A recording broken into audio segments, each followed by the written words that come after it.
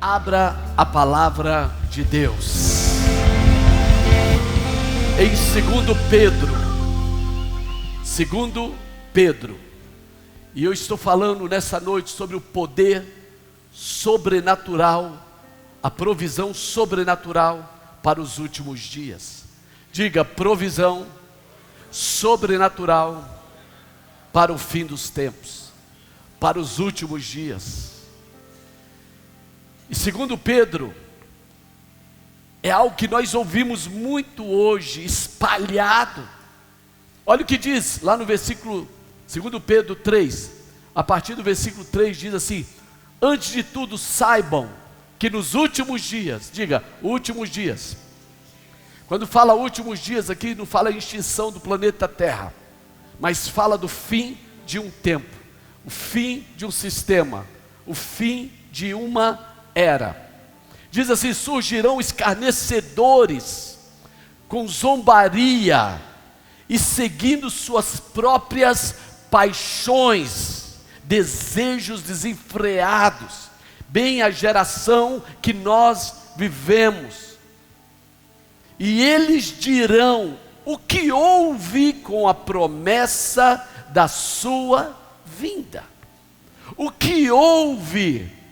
Onde está a promessa da sua vinda? Desde que os antepassados morreram, tudo continua como desde o princípio da criação. Ou seja, nada mudou. Agora o versículo 9 é fantástico, diz assim: o Senhor não demora em cumprir a sua promessa, como julgam alguns.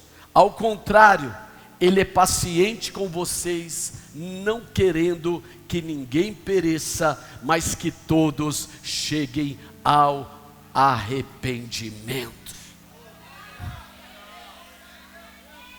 A bondade de Deus, a bondade e a misericórdia de Deus, Ele não quer que ninguém pereça. Esse perecer não é uma morte física, é a morte eterna, é a morte espiritual, é a separação eterna, é você ser levado a um local sem a menor esperança, chamado o inferno. O inferno, ele é justamente o lugar do esquecimento. O esquecimento é a cova, é o lugar, querido, que você tem consciência, mas é um ambiente que você não sai, é um ambiente onde você sabe todas as coisas, e Deus está dizendo: eu não quero que ninguém pereça. Eu não quero que ninguém pereça. Então Deus não está adiando a sua promessa, mas Ele quer que todos cheguemos ao arrependimento. Que Deus possa trazer essa graça sobre essa geração, sobre a nossa casa, sobre a nossa família. E a igreja diz amém. Pode sentar. Essa é uma mensagem para nos preparar, nos advertir que nós vivemos, sabe, em um tempo muito específico. E eu quero falar nesse tempo, parou-se de falar sobre a volta de Jesus, mas em cada 30 versículos no Novo Testamento fala da volta de Jesus. É altamente relevante. Quando a igreja perde a expectativa da volta de Jesus, ela quer eternizar aquilo que é passageiro. A terra passará, estes céus passarão, mas a palavra de Deus não passará. Só que nós estamos vendo uma geração de pessoas que vivem como se Deus não fosse em momento nenhum voltar. Nós vivemos diante, sabe, de uma geração que perdeu-se o temor pelo eterno. Perdeu-se o temor, e pelo contrário, as pessoas querem se eternizar, mas um dia é certo, nós enfrentaremos a eternidade, seja na volta de Jesus, ou seja, no último dia da nossa vida, quando enfrentaremos algo chamado morte. Em Mateus 24, versículo 3, os discípulos, eles aproveitam uma oportunidade, eles chegam para Jesus e eles fazem uma pergunta, eles falam: qual sinal será da sua vinda e do fim do mundo? Esse fim do mundo, na versão King James, ele fala fim de uma era, ele não está falando de extinção, ele está dizendo, como diz lá em 2 Pedro, que essa terra passará num estrondo, mas o Senhor vai trazer novos céus e nova terra. Novos céus e nova terra. Quando a Bíblia fala de fim, ela está falando em um resumo final, de um closet, do final de uma leitura, de um fechamento. E eles queriam saber algo dele: quando será o encerramento disso tudo? Quando o seu reino virá? Quando o Senhor virá reinar aqui nessa terra? A palavra é suntelos no grego, e ele usa outra palavra, Simeon. Eles perguntam: qual a marca, qual o sinal de autenticação que eu sei, que nós iremos entender que estamos chegando no nosso destino? Qual será a marca? Qual será a placa? Como é que eu saberei na minha jornada que eu estou chegando aonde Deus preparou que eu chegasse? E em Mateus 24, ele dá diversos sinais. Ele começa a falar dos Simeons que acontecerão, das placas que sinalizam, das placas que identificam, das placas que mostram. E ele dá um texto, querido, muito chave, porque à medida que nós nos aproximamos da volta de Jesus, do fim desta era, nós veremos mais e mais mudança ao nosso redor. É como você pegar um carro e você passar, sabe, por uma região, e lá você só vê morros, só vê florestas, só vê árvores, mas de repente você começa a ver placas dizendo tantos quilômetros para chegar a esse destino. E cada vez que você vai chegando, o ambiente vai mudando, porque quando você sai do ambiente rural e começa a entrar num outro território, você começa a ver prédios aparecendo, você começa a ver, sabe, o trânsito ficando mais intenso. Isso significa que você está chegando aonde você foi destinado a chegar. E de repente, você vê uma grande placa. Essa placa, ela fala Brasília. Aí, meu irmão, você está entrando. Você não está a caminho do seu destino. Você já chegou no território do seu destino. O que isso tem a ver com a volta de Jesus? Tudo, meu irmão, porque eu acredito que não estamos mais nos aproximando na última parte dos últimos dias, mas eu acredito que nós já cruzamos a fronteira e nós já estamos entrando, meu irmão, no fechamento final, não na última hora, não no último minuto, mas nos últimos segundos dos últimos dias. Aí você me pergunta, quando foram que esses últimos dias começaram? Se você lê Atos dos Apóstolos, no capítulo 2, versículos, 17 e 18, você vai ver que há 2000 anos atrás, os últimos dias começaram. Nós já estamos há mais de 2000 anos, jogando nos últimos dias, meu irmão. É como um jogo de futebol. Nós não estamos mais no segundo tempo, nós estamos na prorrogação do segundo tempo.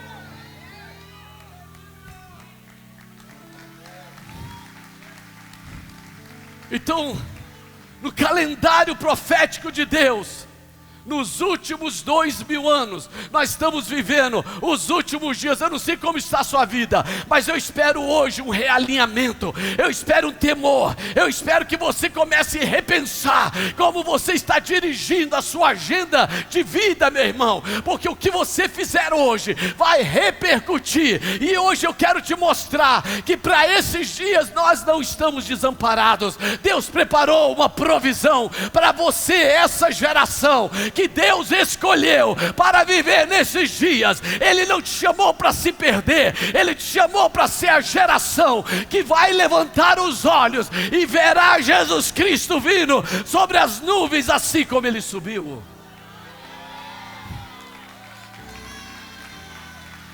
Você pode glorificar aí atrás, ou o Espírito Santo só está aqui na frente?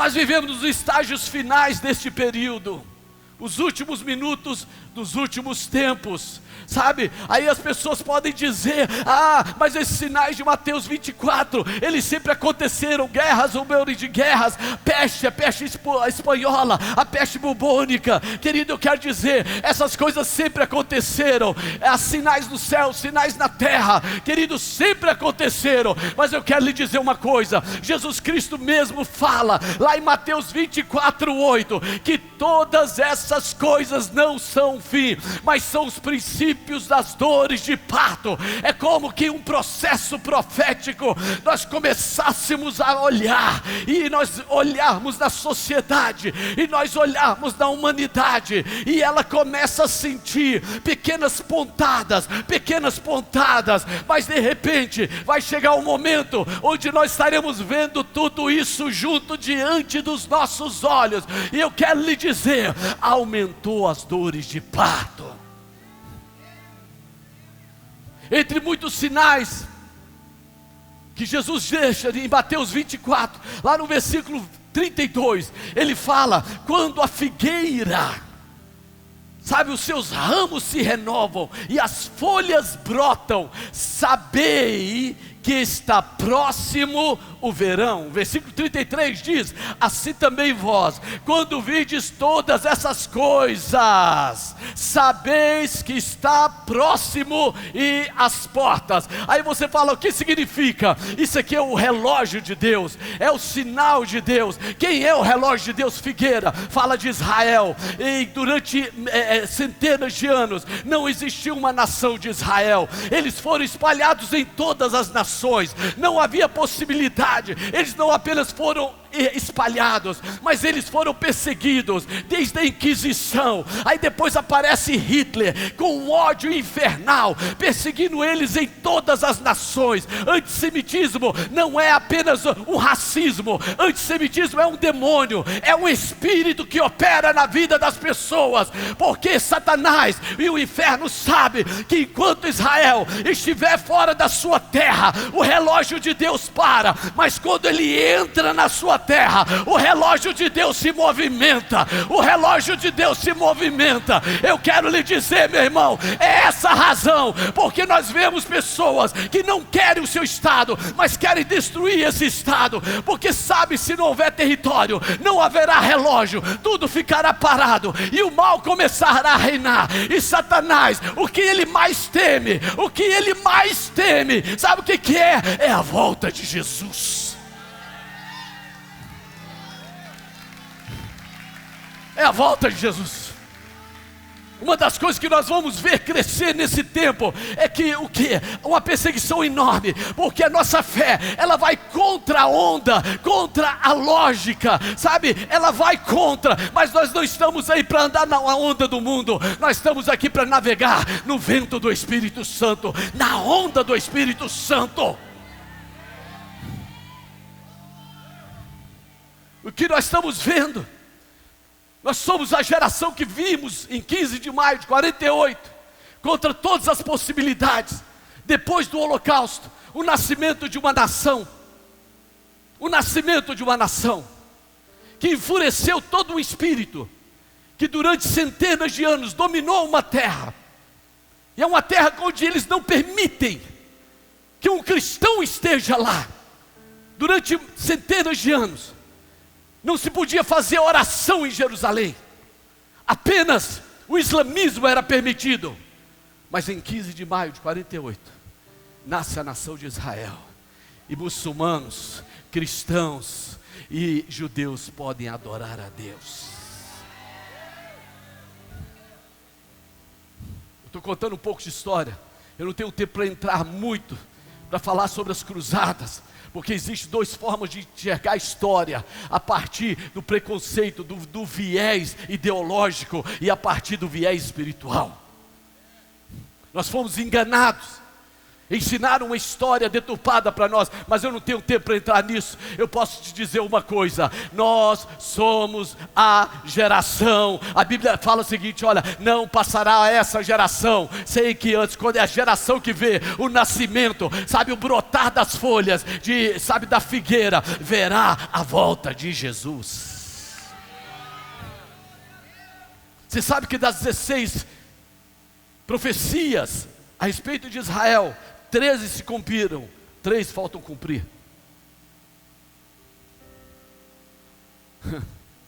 A tempestade que nós vamos viver nesses dias serão como os dias de Noé. Como assim? Sabe, como os dias de Noé. Noé estava advertindo: algo está chegando, já está vindo, está às portas. Quando o Espírito Santo nos dá esses sinais, esses avisos, essas advertências, não é para você perder a sua paz, para você se assustar, mas assim como foi para Noé, é para nós, é para preparar a tua casa, preparar a tua família, porque eu não sei quando Jesus voltará. Ele fala que será como um ladrão à noite. Meu irmão, nós não sabemos a hora, nós não sabemos o minuto, mas nós temos sinais que Ele voltará. Jesus está voltando, meu irmão. Não adianta falar: eu tenho planos, meus planos, meus sonhos tem que cumprir. Meu irmão, é o sonho de Deus que tem que cumprir nessa terra.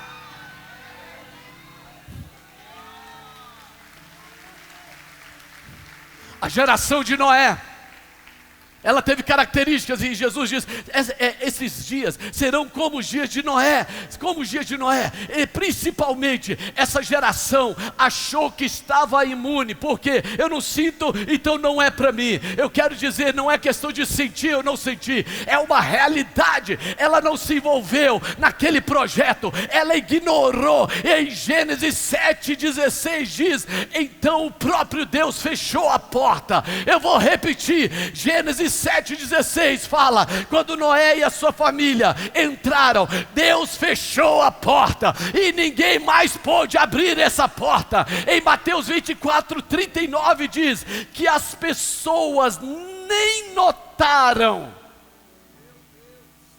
até que chegou o dilúvio e levou a todos, homens, mulheres, crianças, amarelos, pretos, brancos, ricos, pobres, adolescentes.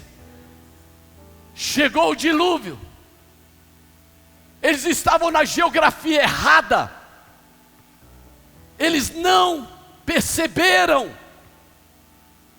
não notaram, estavam ocupados demais com as suas dores, suas depressões, seus projetos pessoais. Zombaram de Noé, assim como Pedro fala, uma geração que vai zombar, escarnecer dos nossos valores, daquilo que nós edificamos e construímos, desse projeto chamado família, igreja. Você acha que igreja é uma opção que você faz apenas? É um favor que você faz a Deus? Eu quero te dizer, meu irmão, que assim como para aquela geração a arca, ela foi o canal para salvar uma família e uma geração. A igreja é a forma como Deus usa como arca. Você que despreza, você que ignora, você que está nem aí, das costas, você que está aqui ou assistindo e não me ouve, ei, eu não estou preocupado com isso. Eu sei que Deus tem os deles. Deus não quer que você se perca, mas que você se arrependa.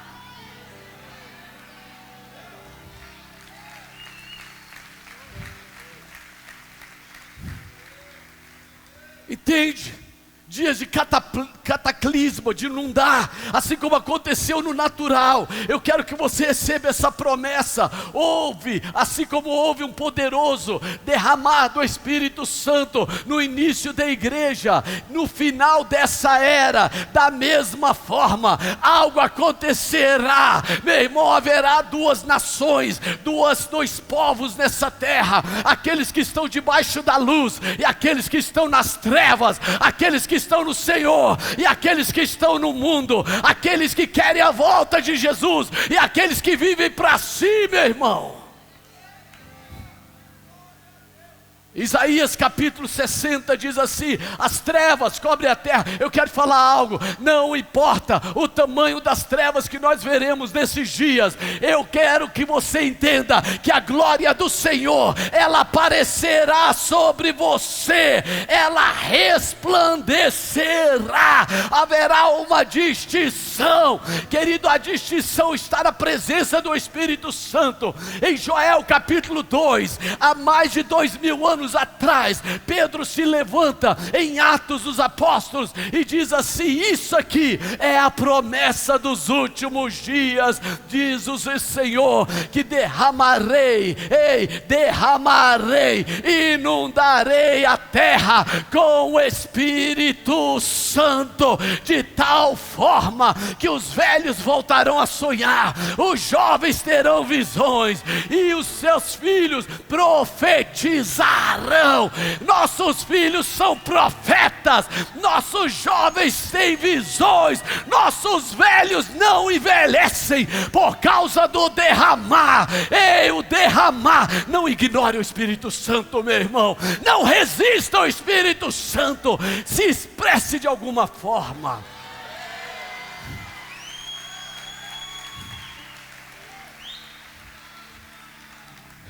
Aqui diz, sabe, a parábola das 10 virgens em Mateus capítulo 25, ela fala algo poderoso que acontecerá nos últimos dias, e diz assim o texto no versículo 6 de Mateus 25: mas à meia-noite ouviu-se um grito.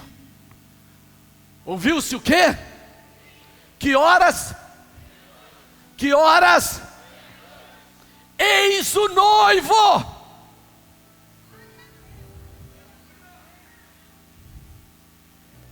Saí ao seu encontro. Versículo 7: então acordaram, se levantaram. Nos últimos dias haverá um mover tão tremendo, meu irmão, que haverá um levantar daqueles que estão dormindo, aqueles que estão prostrados, eles acordarão, eles se levantarão. Meu irmão, eu quero declarar que nós vivemos tempos que iremos experimentar um grande avivamento, e este avivamento é a provisão de Deus para os últimos dias. Eu vou repetir: a provisão de Deus não é uma coisa, não é um objeto, é o avivamento espiritual. São pessoas que irão voltar para a palavra de Deus, para a Bíblia, vão voltar para a oração, vão voltar para o evangelismo, vão voltar para a fé, vão voltar, meu irmão. Eu quero declarar que o que vai prevalecer não é a apostasia do mundo, não é aqueles que vão se rebelar, se amotinar contra Deus, mas aqueles que ouvirão a voz do Senhor, se levantarão para adorar, para glorificar, para se expressar nesses últimos dias. Porque a igreja, quando ela nasce, ela enfrenta uma inundação de perseguição. Chega um momento que a perseguição sobre a igreja, ela não é apenas pessoal ou religiosa. Ela começou com uma perseguição religiosa, mas ela se transformou numa perseguição do Estado, a ponto que Paulo vira para Timóteo. Timóteo está vivendo esse tempo do imperador Nero, e Timóteo, ele começa a ficar com medo por causa daquele momento que eles estão vivendo. porque era algo que nunca vivia antes. Antes eram, sabe, os próprios judeus, era uma questão mais religiosa, mas de repente o Estado escolheu os cristãos para matar, para colocar nas estacas, para cortar o pescoço, para incendiar, para dar para os leões, para dar para os ursos. Eles começaram a morrer em todos os lugares. Como é que eles poderiam suportar isso? Como é que eles poderiam sobreviver? Aí Paulo, ele vira para Timóteo e ele escreve, ele fala assim: olha, eu vi as suas lágrimas. Por que ele fala que viu? Porque quando ele estava lendo o pergaminho, segundo os historiadores, ele tinha chorado e as suas lágrimas marcaram aquele pergaminho. Aí Paulo vira para Timóteo e ele, como consola, ele diz assim: Deus não te deu um espírito de covardia, mas de poder, de amor e de moderação. Timóteo, se levanta, porque essa fé não começou em você e não vai morrer em você. Você tem um espírito que fez a igreja chegar até aqui. Então Éfeso não será entregue na mão do inferno. Essa maior igreja que você está pastoreando, Timóteo, ela tem o Espírito de Deus.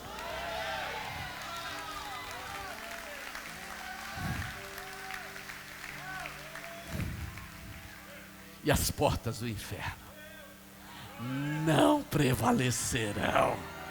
As portas do inferno, as portas do Império Romano, as portas dos perseguidores, as portas dos zombadores. Perseguição, meu irmão, é o que nós estamos vendo hoje. Pessoas nos afrontam pela nossa fé, pessoas nos afrontam pelos nossos valores, pessoas nos afrontam pelo nosso compromisso. Mas eu quero te dizer uma coisa: assim como a chuva falou para o Noé, eu quero declarar que a volta de Jesus vai falar por você.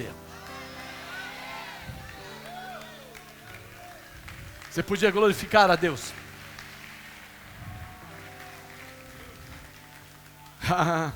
Durante mais de 2000 anos, Deus sempre teve o remanescente. Diga, remanescente.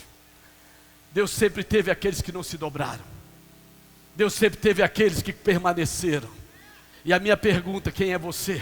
É daqueles que vão, sabe, capitular, é aqueles que vão se integrar, é aqueles que vão dar as costas para o Senhor, é aqueles que vão abrir mão da fé, é aqueles que vão parar, ou é aqueles que vão continuar? Eu estou perguntando hoje: quem é aquele que não vai desistir? Porque quando vier o Filho do Homem, porventura achará fé na terra. Ele vai encontrar alguém que continua crendo, alguém que continua firme. Ei, existe alguém que vai continuar na presença do Senhor, meu irmão. Existe remanescente no ministério da fé. Aleluia, aleluia. Deus levantou uma geração que prefere dançar no altar do que dançar nas boates, dançar nas paradas. Ei, Ele tem uma geração onde o seu corpo é santificado, é templo do Espírito Santo. Não é de cocaína, não é de sexo, é do Senhor.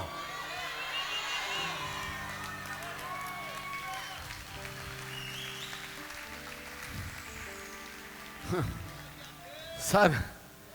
A Bíblia fala assim: ao que vencer. Diga, ao que vencer. Quem tem ouvidos, sabe, quem tem ouvidos, ouça o que o Espírito Santo diz às igrejas. Ao que vencer. Essa palavra no grego, ela tem muitos significados. É superioridade, sabe, é capacidade de conquistar, derrotar. O vencedor não é aquele apenas que vence uma batalha e perde uma guerra, é aquele que continuamente continua, a cada dia vencendo. Qual é o segredo da minha vitória? Qual o segredo do meu triunfo? Qual o segredo que Deus me dá nesses dias, para me poder ser mais do que vencedor em todas as lutas, seja emocional, seja financeira, seja física, seja diante desse sistema do inferno, meu irmão. Qual é o segredo? O segredo não é você, você é feito de barro, Deus te conhece, mas o segredo que vence o mundo é a tua fé, meu irmão. É quando você, apesar de quem você continua crendo, continua adorando, continua congregando, continua acreditando, continua dando glória a Deus, meu irmão. Ei, continua dando glória a Deus, continua dizendo só Jesus Cristo é o Senhor, continua dizendo eu não me envergonho do Evangelho, porque é poder de Deus. Ei, é poder de Deus. Ei, se você não consegue adorar a Deus na igreja, como você vai enfrentar o sistema? Como você vai enfrentar o inferno?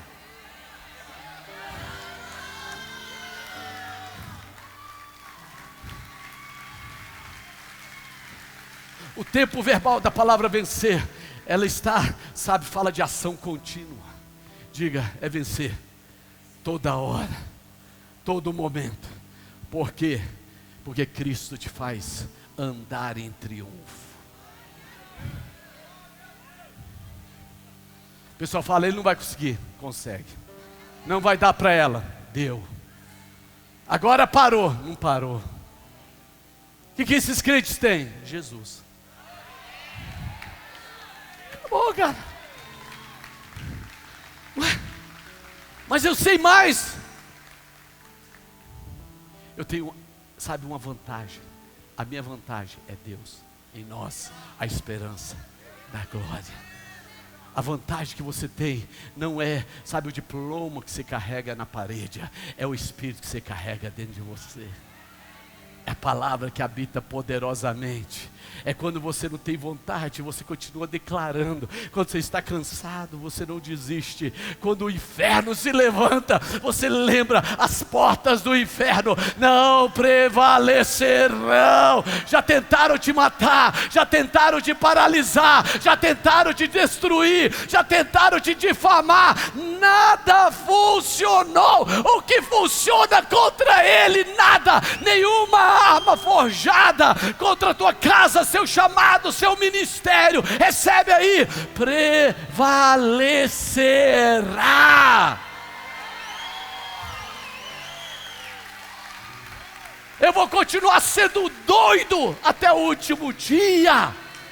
Eu não vou desistir, eu não vou esfriar, eu não vou virar igual esses crentes depois de um tempo. Ei, fica aí morto, desanimado, não se envolve com nada, não tem ânimo para nada. Ah, só quer, sabe, tá no modo avião. Meu irmão, eu louvo a Deus pelo ministério da fé. Ontem eu estava vendo o pessoal pintando a igreja, tudo voluntário. Eu estava vendo o pastor fazendo churrasquinho, eu estava vendo pessoas trabalhando debaixo de chuva. Aí daqui a pouco eu vejo essa igreja cheia de crianças sendo ministradas pelo grupo de voluntários mais apaixonados, mais tremendos. Ah, meu irmão, nós somos uma igreja incrível por causa de Jesus. Por causa de Jesus. Pode ser melhor, gente. Cansou? Cansou?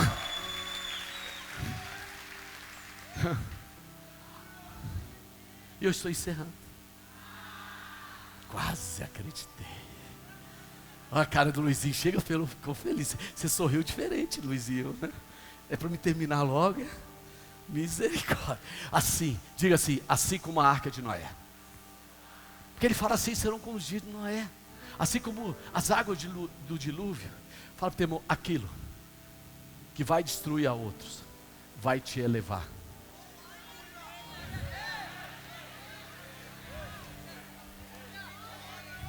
Prepara para uma elevação, meu irmão. Enquanto tu está afundando, tu não vai afundar. Tu vai ser elevado.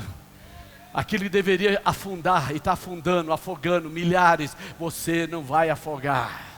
Ainda que você esteja ouvindo, vendo, ainda que você não tenha força, Deus ele colocou para Noé construir um projeto. E esse projeto, querido, não foi a família de Noé que salvou Noé, não foi Noé que salvou a família dele, mas foi, querido, a arca. Diga, a arca.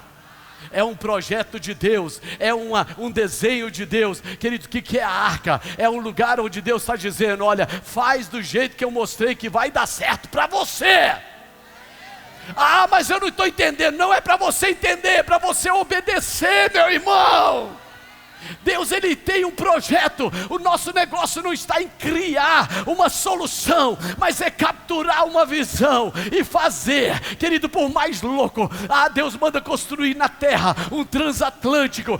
Se fosse pelo menos nas águas, mas não foi nas águas, foi justamente na terra. Meu irmão, faz do jeito que Deus quer, vai dar certo. Vai dar certo. Igreja é a coisa mais louca deste mundo. Evangelho é loucura para os que se perdem, mas para nós é poder. É poder. Dá glória a Deus aí. O que sustentou, protegeu, guardou Noé foi ele ter se colocado no lugar certo. Porque aqueles que estavam do lado da arca, aqueles que estavam próximos da arca, aqueles que estavam quase na arca, aqueles que moravam do lado da arca, eles podiam estar. Tem gente que mora ao lado, tem gente que passa todos os dias, tem gente que está até aqui dentro, aí fica olhando esse negócio, aí sabe fala assim: eu não estou entendendo, o que é isso? Isso aqui é um projeto de Deus, meu irmão. Deus, Ele coloca o projeto para Ele habitar naquele lugar, sabe, sempre é algo que Deus manda fazer, e igreja, meu amado, é a expressão disso, sabe, é nosso posicionamento em Cristo. E fala assim: mas é Cristo, ok, o que é a igreja? O corpo de Cristo. Como é que eu consigo enxergar Cristo aqui na terra? Através da igreja. Como? Através do estilo de vida. Diga: estilo de vida. Novamente, estilo de vida. Não é apenas uma placa, não é apenas um prédio. O prédio é um símbolo do estilo de um povo que é diferente, que canta diferente, que anda diferente. É um povo que crê de forma diferente, é um povo que fala de forma diferente, é uma cultura que tem músicas e artes diferentes. É um povo, meu amado, que o mundo vai para um lado, mas eles estão em outro lado.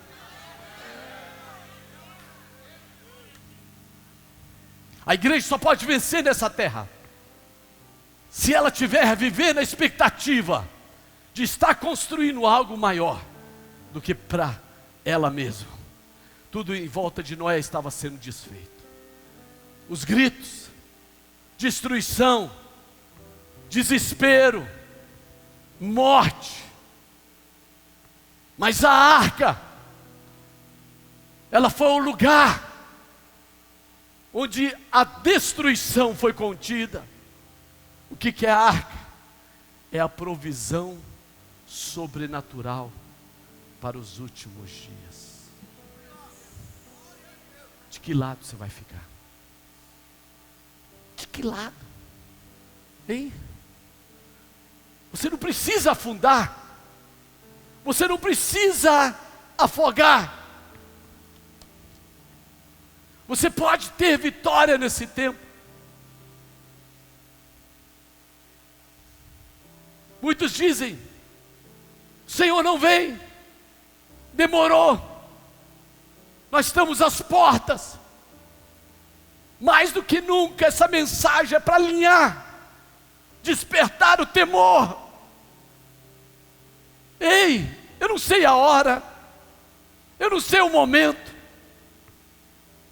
mas, querido, entende? O que mais precisa se cumprir?